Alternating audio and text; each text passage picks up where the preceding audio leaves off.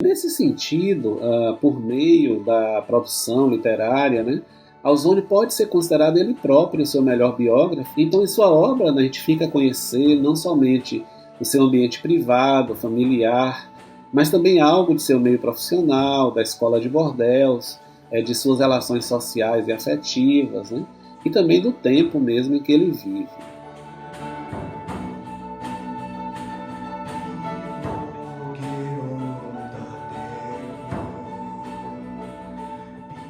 Olá, meu nome é José Amarante, eu sou professor de Língua e Literatura Latinas da Universidade Federal da Bahia. Neste vídeo, eu pretendo tratar de um autor latino da Antiguidade Tardia chamado Décimo Magno Ausônio, um autor que tem uma obra de temática e formatos variados e que escreve tanto em verso quanto em prosa. De sua obra multifacetada, eu optei por tratar neste vídeo de sua produção epigramática, já que o epigrama, né, em sua forma de composição avulsa, é um tipo de escrito que nos traz diferentes visões e experimentos poéticos de um mesmo autor em diferentes momentos de sua vida e em variadas relações sociais estabelecidas. O epigrama, como sabemos, é bastante associado à figura de Marcial, um autor do século I d.C., cuja produção literária teve influência no desenvolvimento do gênero ao longo do tempo. No caso de Ausônio, contudo, apesar de a gente ouvir em um ou outro momento a gente ouvir certos ecos, né, da influência de Marcial, a influência mais fortemente observável é mesmo a dos epigramatistas gregos, da antologia palatina, da antologia grega. Feita essa pequena introdução, falemos um pouco sobre o autor, já que foi uma figura importante do IV século.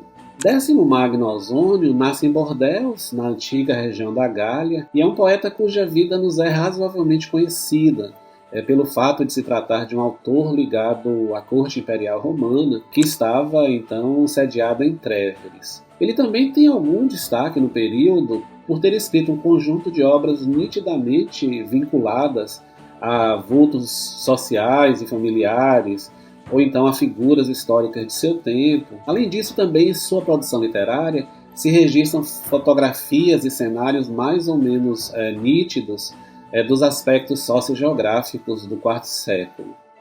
É possível também reconhecer em sua obra produções de diversos períodos de sua vida. Um período inicial em Bordéis, né, em que o autor é um gramáticos e um retórico, um período mais ou menos entre cerca de 330 a 366 ou 367 depois de Cristo. Né? Depois a gente teria uma segunda fase entre 367 ou 368 e 380 a 383, em que Ausônio se associa ao poder imperial em Tréveris. Ele ascende socialmente, né, ao passar a atuar como preceptor de Graciano, filho do imperador Valentiniano I, e depois ele vai ser nomeado, né, ao cargo de cônsul, né, já sob Graciano, quando Graciano se torna o imperador. Bem, por fim, a gente teria a sua fase de aposentadoria em uma de suas propriedades na região da Aquitânia. Isso deve ter ocorrido entre os anos de 383 e cerca de 393 ou 395. Bem,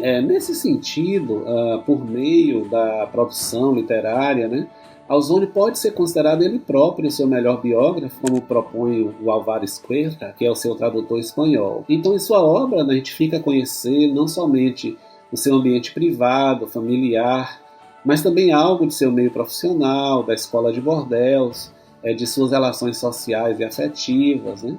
E também do tempo mesmo em que ele vive. Para dar solo à sua veia literária, o poeta experimenta um conjunto de produções de variados gêneros e estilos, entre epístolas, écoglas, centão e outros jogos poéticos do tipo experimental, e também composições de inspiração em inscrições funerárias, epigramas e entre outras formas, né, muitas das quais associadas diretamente a um ou outro período de sua vida profissional. Uma vida de alguma forma, né, documentada em sua carreira literária, em sua longa carreira literária. Bem, obviamente temos que aspiar esse termo documentada, né, já que se trata de uma produção literária. Nesse vídeo, então, nós nos centramos nos epigramas, muitos dos quais refletem prováveis períodos de composição. Como uma forma de conhecermos uma obra é a partir dos próprios textos, Então eu passo a apresentar alguns epigramas ausonianos, né? Serão pequenas composições, destacando dois aspectos que a gente poderia considerar fundamentais da poética de um autor antigo e de um autor já do período tardio. O primeiro ponto é o jogo intertextual e o uso da emulação, né, da recriação de poemas como exercício retórico, lembrando aí que o Ausônio era um gramático e depois um retórico. Né? Depois a gente teria um outro jogo que é o reflexo, né, desse exercício retórico, com a presença de um mesmo tema escrito em diferentes métodos. O epigrama que escolhemos para o início dessa pequena amostra reflete uma característica do período na Gália, com as várias tentativas de as pessoas buscarem migrar para a aristocracia, né? E muitas vezes sem os requisitos que eram considerados necessários, né? Ou seja, a riqueza, o nascimento e a educação. É isso que propõe, por exemplo, a historiadora Hagit Sivan, que considera que o caso de Ausônio é muitas vezes exemplar, né, a outros indivíduos do período em que ele vive, já que ele ascendeu, né, ao topo da administração imperial romana, né, tardia, e também, né, ele também ascendeu na escada política, né, em tempo recorde. Né? Bem, a composição que a gente vai ver agora em latim, ela é dedicada ao gramático Filomuso, né? E o poeta aí, mutatis mutandis, ele está agindo como os contempladores das lives modernas, né, em tempos de pandemia, criticando a presença ilustrativa de livros nas estantes por trás dos locutores. O epigrama é o 44, da edição do Richard Green, de 1991. Emptis quod libris, tibi bibliotheca refertest, doctum et grammaticum, te Philomus seputas, hoc generet cordas, et plectet barbita conde, omnia mercatus, crascit aroidus eris. Como a maior parte dos epigramas ausonianos, este que lemos é escrito em dísticos elegíacos. Bem, sobre a elegia e também sobre o metro utilizado na elegia, há um vídeo do professor Paulo Martins na playlist Estudos Clássicos em Dia, que vocês podem ter acesso aqui pelo YouTube. Na tradução, como veremos agora, eu faço uma reconstrução rítmica em jogo entre tônicas e átonas em português. Se é repleta em livros comprados tua biblioteca, pensas que és um doutor, que és Filomus escritor. Dessa maneira agrupa cordas, plectos e liras, tendo comprado assim, já citaredo serás. Vê-se aí nesse epigrama, né, certos ecos de sátiras de autores bem conhecidos, né, com os quais aí o Ausônio está conversando. Né?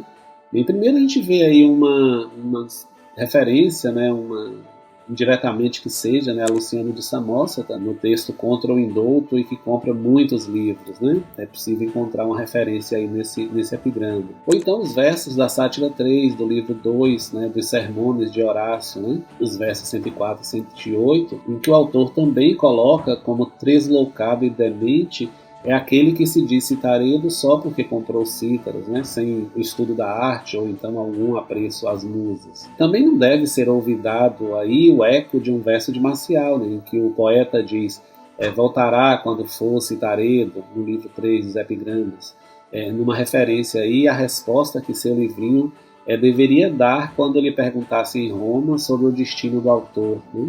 Insinuando que ele poderia voltar como músico porque ele teria maiores ganhos do que como poeta. Marcial também fala de alguns filomusos, né, que também são, em geral, esbanjadores. Né? Bem, esse tema explorado no poema por Ausônio ainda é visto também na obra de Varran, que diz lá na sua Economia Rural, no livro 2, que nem todos aqueles que possuem cítaras são citaristas. Há um forte eco aí também de Sêneca no diálogo sobre a tranquilidade da alma, né? Em sua discussão, né, que Sêneca faz a partir da queima dos livros da Biblioteca de Alexandria, né, e sobre o valor deles não como objeto de decoração apenas. Bem, assim como Ausônio lá no século IV acolhe essas influências, né, em seu poema Contra Filomuso, ele próprio também terá sua influência mais à frente, né, já que os temas da antiguidade eles vão se mantendo nesse jogo intertextual. Esse poema que acabamos de ler, por exemplo, ele recebeu no século XVI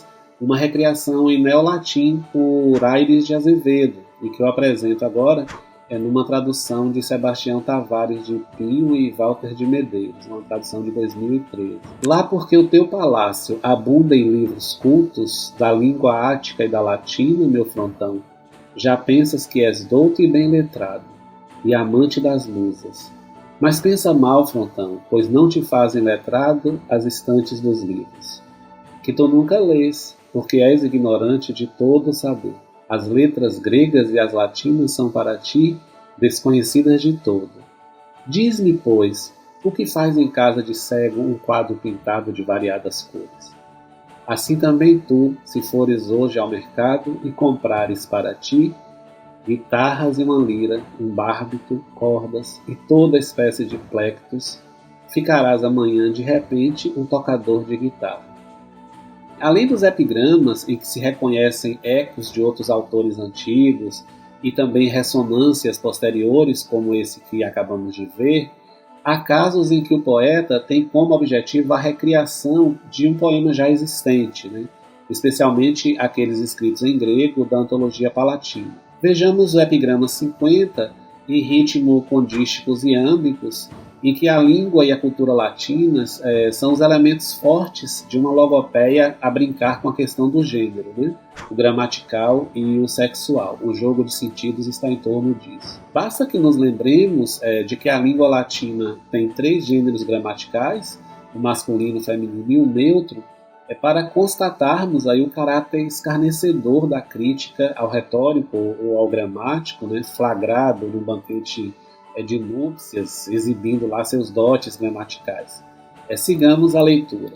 Profus, vocatus, reto, rola de nuptias, celebrui, fitim, convivio, grammatico, tartis, perito, ostenderet, ac volta dixit, nuptis, et masculin, et feminine, gignite, generisque neutri filios.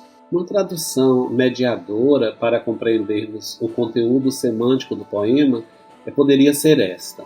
O retor Rufo foi chamado certa vez a umas núpcias.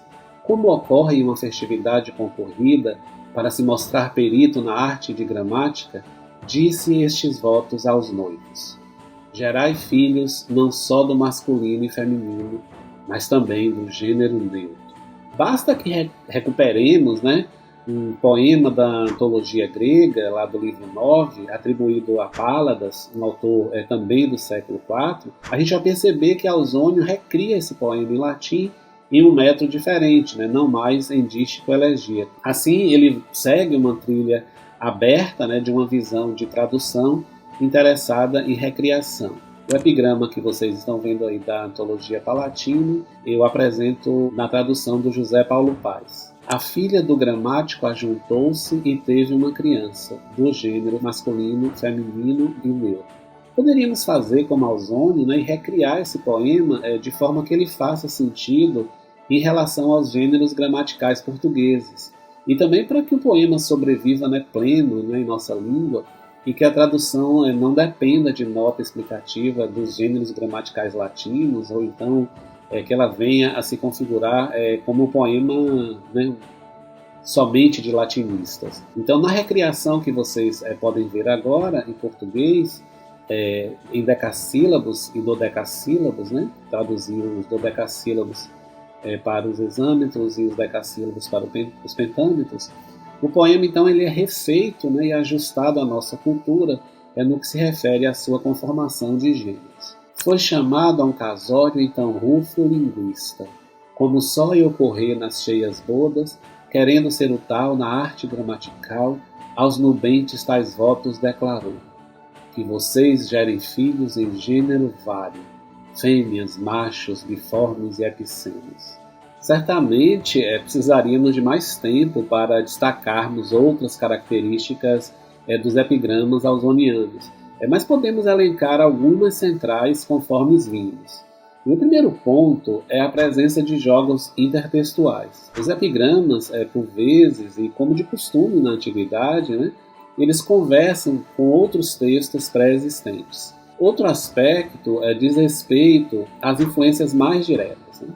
Apesar de um ou outro eco de Marcial, é mais visível em Ausônio a influência dos epigramatistas gregos da antologia palatina. E sobre esses epigramas gregos, vocês podem encontrar na playlist Estudos Clássicos em Dia um vídeo com Flávia Vasconcelos do Amaral, em que ela trata aí desse tema. Um terceiro ponto central na obra epigramática ausoniana é o uso da recriação como exercício retórico, né? Já que ele escreve como um gramáticos ou como um rhetor, né? Ou seja, ele faz uso da concepção de tradução vigente, né, na antiguidade, uma tradução como recriação, né, como emulação. Um quarto ponto é a questão de sua preferência pelo dístico elegíaco, e com o uso de outros métodos como experimento. Então, por vezes, o autor quer experimentar formas diferentes de composição em um mesmo tema, né, variando o método. O último elemento importante que se destaca em sua obra epigramática é a presença de composições relacionadas à sua experiência na corte imperial. Então, é possível, né, que a gente observe poemas nitidamente ligados as figuras de relevo, né, como Valentiniano I, Graciano, né, seu filho de Valentiniano, esses principalmente, mas também até mesmo a Valente, né, o irmão de Valentiniano I, que era imperador do Império Romano do Oriente. Então são poemas dos quais não foi possível tratar nesse vídeo, né, por uma questão de tempo. Por fim, eu gostaria de destacar que o conjunto de 121 composições, né, epigramáticas não é um consenso, né, que o texto, né, a transmissão do texto de Ausônio não é uniforme e há epigramas em algumas edições que se confundem, por exemplo, com o conjunto de epitáfios, né, a que o autor também se dedicou. A numeração dos epigramas, ela então precisa ser considerada em função de uma edição crítica tomada como referência. E no caso de Ausônio, a edição dita integral mais recente é a de Richard Green, de 1991, e foi essa edição, né, que nós seguimos aqui para apresentar essa numeração dos epigramas que nós apresentamos. E atualmente nós já encontramos textos esparsos de Ausônio traduzidos ao português, em geral nas revistas acadêmicas se encontram artigos com essas traduções. E em geral essas traduções apresentam as composições latinas ao lado. Então eu desejo que vocês façam ótimas leituras e que conheçam outros autores antigos que se encontram fora do eixo dito clássico. E espero também encontrar vocês em um outro momento, em um outro vídeo sobre algum tema de nosso interesse. Então, muito obrigado e até a próxima.